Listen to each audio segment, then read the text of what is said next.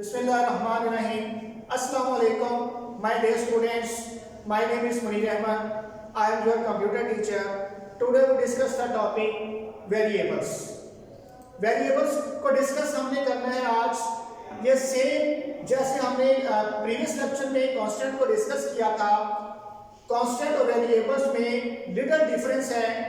Constant में हमने पढ़ा था कि ऐसी क्वांटिटीज जिनकी वैल्यूज को हम प्रोग्राम की एग्जीक्यूशन के दौरान चेंज नहीं कर सकते, और वेरिएबल्स में ऐसी क्वांटिटीज जिनकी वैल्यूज को हम प्रोग्राम की एग्जीक्यूशन के दौरान चेंज कर सकते हैं, उन्हें हम क्या कहते हैं? वेरिएबल्स। वेरिएबल्स क्या है? ये नेम स्पेस होती हैं मेमोरी लोकेशन के अंदर। मेमोरी लोकेशन का मतलब क्या है? कंप्यूटर की मेमोरी जैसे कि रैम है।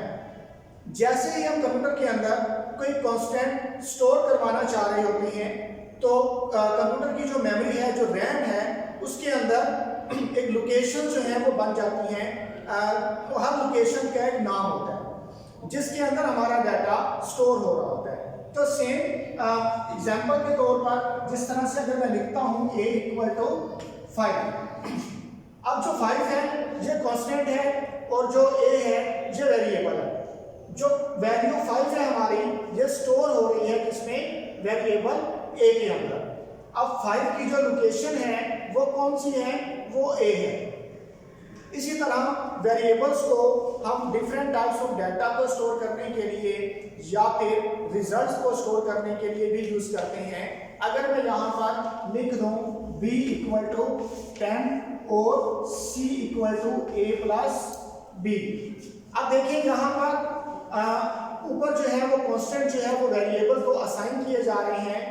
इसी तरह b = 10 लिखा तो 10 जो है ये असाइन हो जाएगा b को, और लास्ट में क्या किया गया है? c के अंदर मैंने इन दोनों की कैलकुलेशन को, इन दोनों के रिजल्ट को स्टोर कर दिया।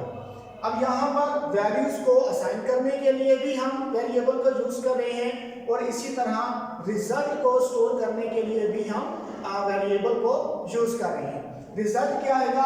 जिस तरह से a हमारे पास 5 है और b 10 है, तो c जो है ये इक्वल हो जाएगा 15 के।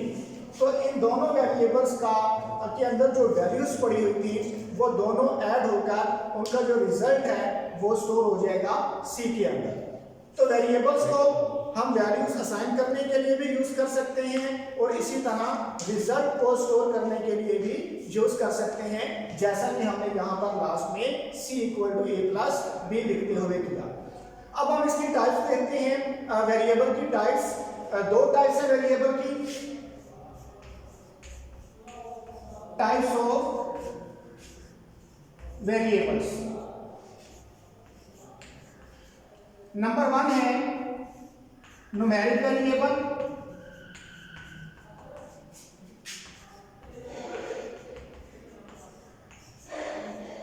सेम इसी तरह ही हमने कांस्टेंट की टाइप्स पढ़ी थी, न्यूमेरिक कांस्टेंट और स्ट्रिंग कांस्टेंट। इसी तरह वेरिएबल की भी जो दो टाइप्स हैं, न्यूमेरिक वेरिएबल है और स्ट्रिंग वेरिएबल है। तो सबसे पहले हम न्यूमेरिक वेरिएबल की बात करते हैं। न्यूमेरिक वेरिएबल के अंदर हम just numeric types of data को, न्यूमेरिक वैल्यूज को वेरिएबल को असाइन कर सकते हैं, वेरिएबल के अंदर स्टोर कर सकते हैं। फॉर एग्जांपल अगर हम यहाँ पर लिखें num = 105, तो हमने क्या किया? न्यूमेरिक डाटा को स्टोर कर दिया num वेरिएबल के अंदर। इसी तरह अगर मैं यहाँ पर मार्क्स लिखूं, मार्क्स = 500, तो यहाँ पर हमने क्या किया? मार्क्स का जो मार्क्स क्या है? वेरिएबल है, और इसको मैंने एक वैल्यू असाइन कर दी, एक कांस्टेंट असाइन कर दिया। कौन सा? 500। अब इसी तरह नेक्स्ट हम बात कर लेते हैं। यहाँ पर न्यूमेरिक वेरिएबल्स था, अब हम स्ट्रिंग वेरिएबल्स की बात करते हैं।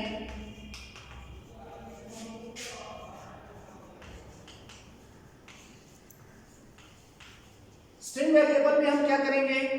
इसमें हम स्ट्रिंग टाइप्स ऑफ डाटा को वेरिएबल को असाइन कर सकते हैं, जैसे कि हमने कांस्टेंट के अंदर पढ़ा था स्ट्रिंग कांस्टेंट के स्ट्रिंग वैल्यूज कौन सी होती हैं जिसको हम इन्वर्टेड कोमास के अंदर क्लोज करते हैं। तो सेम स्ट्रिंग वेरिएबल्स के अंदर वेरिएबल को हम ऐसी वैल्यूज देंगे जो इन्वर्टेड कोमास के अंदर इनक्लोज होंगी। एग्जांपल इसकी देख लेते हैं। अगर हम यहां पर लिखें कंट्री इक्वल टू पाकिस्तान, तो यहां पर क्या है, कंट्री नेम का क्या है, एक वेरिएबल है और मैंने इसको जो वैल्यू दी है वो कौन सी है, वो स्ट्रिंग वैल्यू है। जैसा कि पाकिस्तान लिखने के बाद हमने इसको इन्वर्टेड कोमास के अंदर क्लोज कर दिया, तो ये स्ट्रिंग टाइप ऑफ वैल्यूज जो है या स्ट्रिंग टाइप ऑफ डाटा जो है वो बन गया। इसी तरह अगर हम यहां पर लिखें नेम इक्वल टू अहमद, तो इसके भी दोनों तरफ हम क्या करेंगे, इन्वर्टेड कोमास लगा देंगे, जिससे शो होगा कि ये जो वैल्यू है ये कौन सी है, स्ट्रिंग वैल्यू है। इसी तरह इसी टॉपिक के अंदर GW बेसिक का भी जिक्र किया गया है। GW बेसिक एक लैंग्वेज है जो हमने प्रीवियस लेक्चर के अंदर प्रोग्रामिंग लैंग्वेज से रिलेटेड चीज़ों को डिस्कस किया था। तो GW बेसिक में जब हम एक वेरिएबल को असाइन करते हैं different types of string data को, तो उसके साथ हम डॉलर साइन को भी यूज करते हैं। जैसे कि यहां पर मैंने लिखा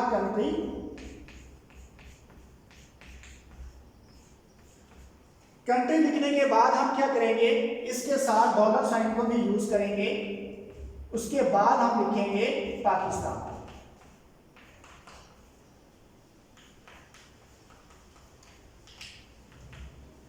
इसी तरह अगर हम लिखेंगे यहां पर नेम, तो नेम के साथ भी हम यूज करेंगे डॉलर साइन को।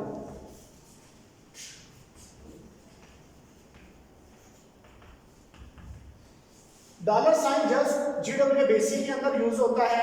हर लैंग्वेज की अपनी रिक्वायरमेंट्स होती हैं, अपना सिंटैक्स होता है, अपने रूल्स होते हैं, जिनको फॉलो करते हुए हम उसके अंदर डिफरेंट सेट ऑफ स्टेटमेंट को लिख सकते हैं। तो यहाँ पर इस टॉपिक में हमारा GW बेसिक का भी जो है इंक्लूड किया हुआ है, और नेक्स्ट इसी चैप्टर में हमें GW बेसिक को भी पढ़ना है, प्रोग्रामिंग लैंग्वेज को। तो इसीलिए GW बेसिक के अंदर जो हम वेरिएबल को यूज करते हैं उसके साथ हम डॉलर साइन को यूज करते हैं। अदरवाइज जनरल जो है वो हम सिंपल लिखते हैं, country equal to inverted commas के अंदर हम पाकिस्तान लिख देंगे। इसी तरह सेम जो सेकंड एग्जांपल है कि नेम इक्वल टू अहमद, तो ये भी हम सिंपल लिखेंगे इन्वर्टेड कोमास के अंदर। तो यहाँ तक जो हमारा ये वेरिएबल का जो टॉपिक था वो कंप्लीट हुआ। इसमें हमने देखा कि वेरिएबल्स होते क्या हैं, वेरिएबल की हमने दो टाइप्स को डिस्कस किया, न्यूमेरिक वेरिएबल और स्ट्रिंग वेरिएबल, और फिर हमने न्यूमेरिक वेरिएबल के एग्जांपल को डिस्कस किया। इसी तरह से हमने स्ट्रिंग वेरिएबल के एग्जांपल को डिस्कस किया, और साथ ही साथ हमने GW बेसिक के अंदर हम वेरिएबल को किस तरह से डिक्लेयर करते हैं हमने उसको भी डिस्कस किया।